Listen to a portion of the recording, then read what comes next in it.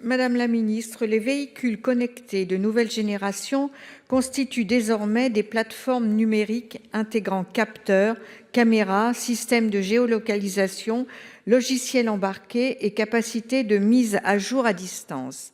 Plusieurs démocraties, dont Taïwan, considèrent désormais que certains équipements de mobilité connectés peuvent soulever des enjeux de cybersécurité, de protection des données et de souveraineté technologique.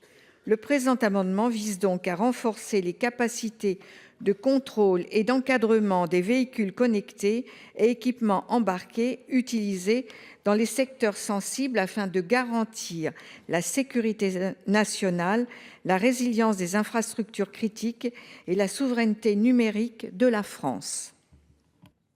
Merci. Quel est l'avis de la commission, monsieur le rapporteur? Cet amendement met l'accent sur un sujet qui est évidemment trop peu évoqué, qui concerne notre grande vulnérabilité face aux objets connectés, dont certains transmettent en temps réel l'ensemble de leurs données à leurs fabricants quand ce n'est pas des agences de renseignement étrangères. Il est devenu donc urgent de mieux prendre en compte cette fragilité systémique dans la perspective d'action de guerre hybride. C'est donc un avis favorable. Avis favorable. Quel est l'avis du gouvernement, madame la ministre? Merci Monsieur le Président. Madame la sénatrice, votre amendement met en lumière effectivement le risque posé par les objets connectés. D'une part, lors de l'acquisition par l'administration d'objets connectés, le ministère intègre des exigences de souveraineté de cybersécurité dans les contrats.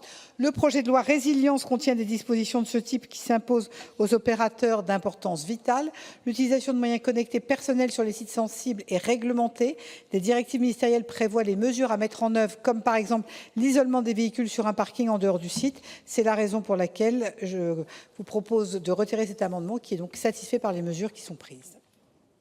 Voilà, je vais mettre aux voix, il est maintenu, je vais mettre aux voix cet amendement qui a reçu un avis favorable de la commission et donc un avis défavorable du gouvernement. Qui est pour?